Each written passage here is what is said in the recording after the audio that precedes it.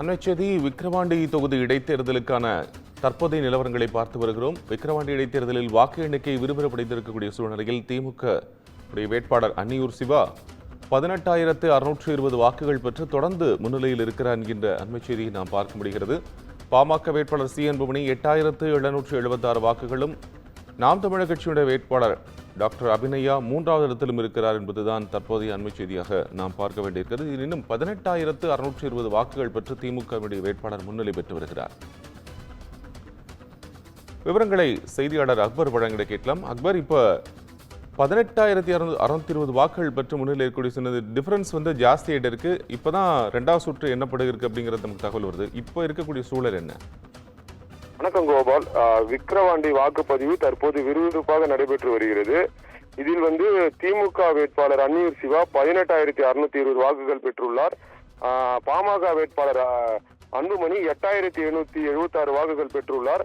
அதாவது வாக்கு வித்தியாசம் 9,844 வாக்குகள் பெற்று வித்தியாசத்தில் இருக்குது, முன்னிலையில இருக்காங்க. தொடர்ந்து திமுக வேட்பாளர் அன்னியூர் சிவா முன்னிலையில இருக்காரு.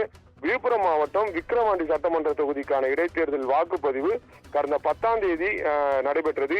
276 வாக்குச்சாவடிகளில் நடைபெற்றது. இது தேர்தலில் திமுக சார்பில் வேட்பாளராக அன்னியூர் சிவா, பாமக வேட்பாளராக அன்புமணி, நாம் தமிழர் கட்சி வேட்பாளராக மருத்துவர் அபிநயா உட்பட 29 வேட்பாளர்கள் தேர்தலில் போட்டியிட்டனர்.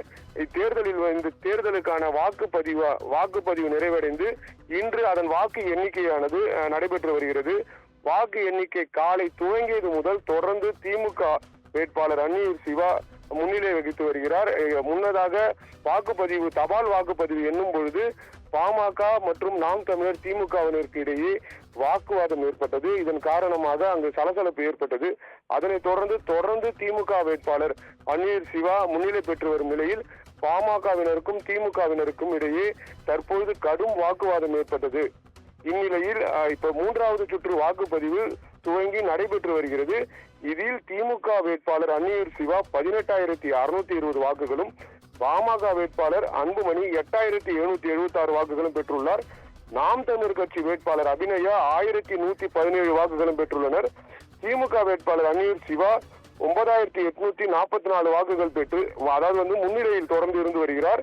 அதாவது வாக்குப்பதிவு துவங்கியது முதலே திமுக வேட்பாளர் அன்னியூர் சிவா தொடர்ந்து முன்னிலையில் இருந்து வருகிறார். கோபால், இத்துடன் இந்த செய்தி தொகுப்பு நிறைவடைகிறது. தொடர்ந்து இணைந்திருங்கள் குமுதம் செய்திகளோடு.